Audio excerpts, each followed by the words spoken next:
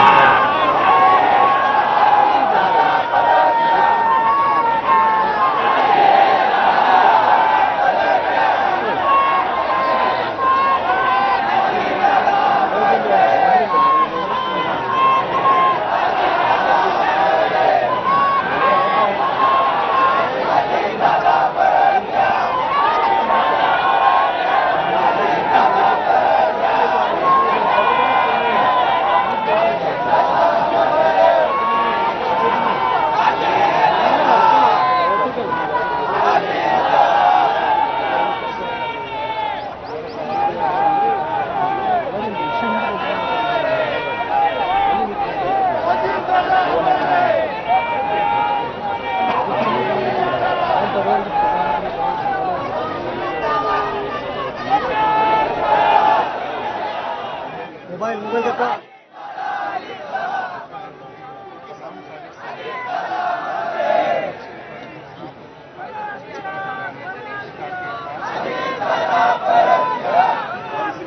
Mobile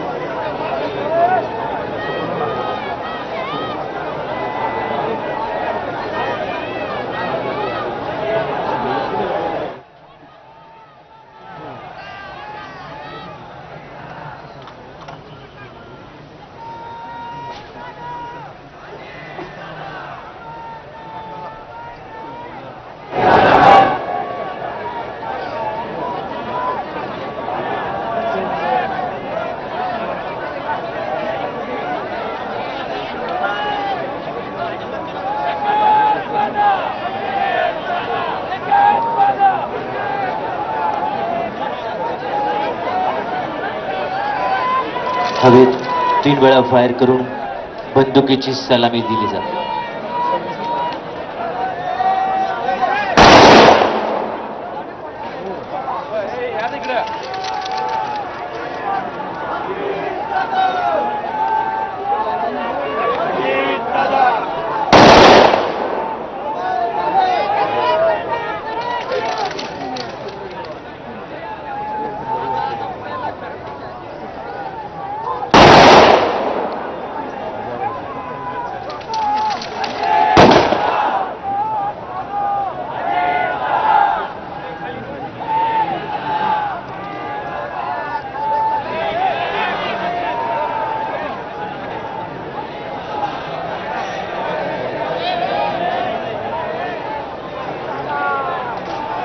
अखेरची मानवंदना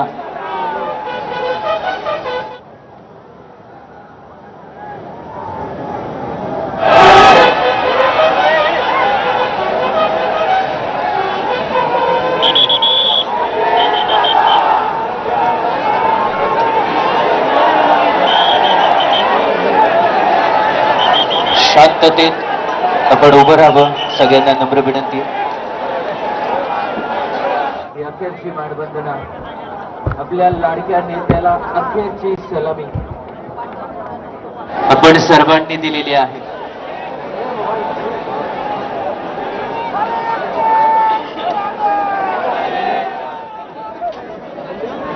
जिथे आहात तिथे जागेवरूनच आपण अंत्यदर्शन घेऊन मागच्या गेटने हळूहळू बाहेर पडणार आहात. माझी विनंती आहे, पुढे येण्याचा प्रयत्न प्लीज आपण करू नका. सगळ्यांना नम्रपूर्वक विनंती आहे.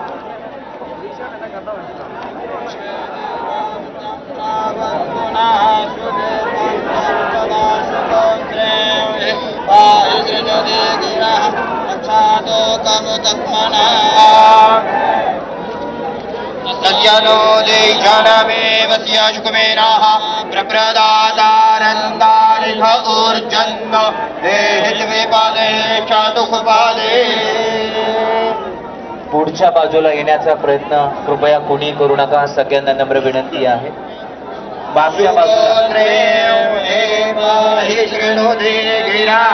रक्षातो कम तत्मना. मागच्या बाजूला गेट आहे, त्या मागच्याच बाजूने हळूहळू आपण बाहेर पडूया. बाहेर प्रचंड गर्दी आहे, खूप गर्दी आहे. हळूहळू मागच्या बाजूने बाहेर पडा. सर्वांना नम्रपूर्वक आवाहन करण्यात येत आहे, पुढे येण्याचा प्रयत्न आपण करू नका. पोलीस विभागाला सहकार्य करूया. मला माहिती आहे या जागेवरून आपले पाय निघायला तयार नाहीयेत. अरे मित्र, आपल्या सगळ्यांचं ट्रायपॉड हलते ना. हातोनात न भरून येणारं नुकसान या ठिकाणी झालेलं आहे. ट्रायपॉड हलते. हो. खर तर आपल्या सर्वांची शांतता आणि शिस्त हीच आदरणीय दादांना खरी श्रद्धांजली असणार आहे. मागच्या बाजूने हळूहळू बाहेर पडा.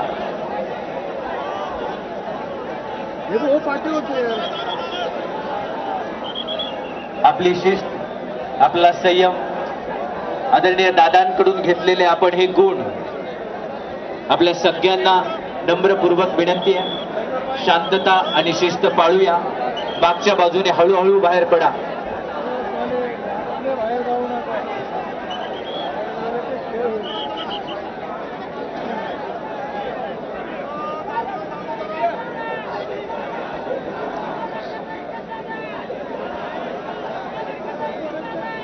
सर्वांनी स्वतःच्या मागच्या बाजूला मोठं गेट आहे, तिथून हळूहळू बाहेर पडूया.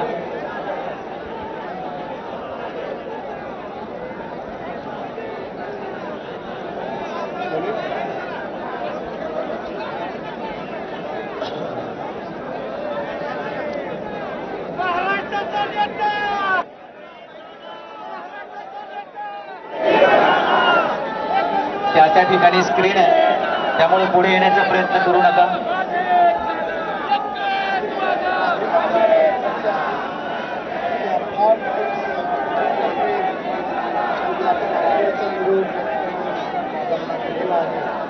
आपण जिथे आहात तिथूनच अंत्यदर्शन करून पाठीमागच्या गेटनं परत जायचं आहे. कुठलाही भावनात्मक करून कुठलाही इन्सिडेंट होणार नाही याची आपण फोन देतो. पोलीस बांधवांना विनंती आहे, आपण आपल्या जागा घ्याव्यात, जागा सोडू नयेत. सर्व पोलीस अधिकारी आणि अंमलदारांनी आपल्या जागा घ्याव्यात. त्यांना आवाहन करावं की या शिस्तीत आणि संयमात या ठिकाणी अंत्यदर्शनाला उभे राहिले. याच शिस्तीत आणि संयमात दादांच्या आठवणी घेऊन ते कुठलाही इन्सिडेंट फ्री आपापल्या घरी जाणार आहेत. प्रचंड मोठा जनसागर आणि या ठिकाणी या मैदानात एकत्र सर्व नागरिक कुठलाही आपापल्या घरी जाणार. अजित पवारांना साश्रूपूर्ण नयनांनी सर्वांनी अखेरचा निरोप दिलाय आणि आता पोलिसांकडनं हेच आवाहन केलं जात आहे, कारण महाराष्ट्राच्या कानाकोपऱ्यातनं सगळी मंडळी, अजितदादांचे चाहते कार्यकर्ते हे बारामतीत दाखल झालेले होते त्यांच्या शेवटच्या क्षणांचे सोबती होण्यासाठी.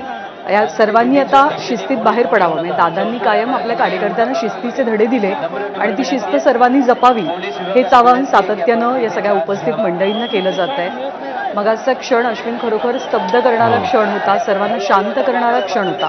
कारण महाराष्ट्राच्या राजकारणात गेली 40-44 वर्ष घोंगावणारं एक वादळ, अजित पवार नावाचं वादळ कायमस्वरूपी शांत झालंय.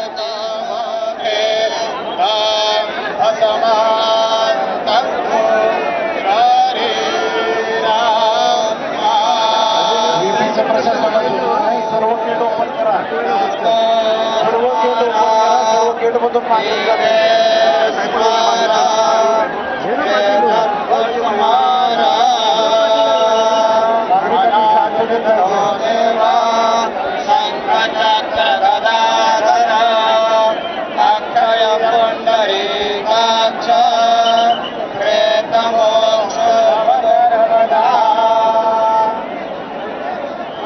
महाराष्ट्रानं म्हणजे काल अजित पवारांच्या निमित्तानं अनेकांनी त्याची आठवण काढली की महाराष्ट्रानं असे अनेक धडाडीचं नेतृत्व अकाली गमावलेलं आहे, ज्यामध्ये प्रमोद महाजनांचं नाव आपल्याला घ्यावं लागतं दुर्दैवानं.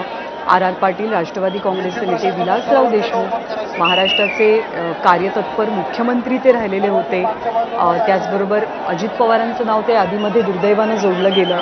अशी अनेकांची आठवण ज्यांनी अकाली एक्झिट घेतली, म्हणजे बरंच काम गोपीनाथ मुंडेंचं नाव आहे. म्हणजे ज्यांचं खरं तर ज्यांच्याकडनं खूप मोठं काम घडणं हे महाराष्ट्रालाही अपेक्षित होतं आणि त्यांचं जाण्याचं वय नव्हतं. अशा काळामध्ये त्या नेत्यांचं जाणं आणि ती निर्माण झालेली पोकळी भरून काढणं हे खरोखर खूपच अवघड बनून जातं पक्षासाठी, कार्यकर्त्यांसाठी आणि सगळ्यात महत्त्वाचं म्हणजे त्या कुटुंबासाठी सुद्धा. खरं. आणि आपण त्यांना महाराष्ट्राचे नेते म्हणतोय असं कारण ते विशिष्ट मतदारसंघ, विशिष्ट जिल्हा असे सीमित राहिलेले नाहीयेत. ते पक्षापुरते पण सीमित राहिलेले नाहीयेत. ते पक्षाच्या पलीकडे, जिल्ह्याच्या पलीकडे असे पोहोचलेली ही सगळी नेते मंडळी होती, ज्यांचा संचार सर्वत्र असायचा, ज्यांचा कामाचा आवाका, ज्यांचा झपाटा प्रचंड होता, ज्याच्यात अर्थातच अजित पवारांचं नाव आपल्याला घ्यावं लागेल. सकाळपासून सुरू होणार त्यांचा दिवस, कालही त्यांच्या 4 सभा नियोजित होत्या.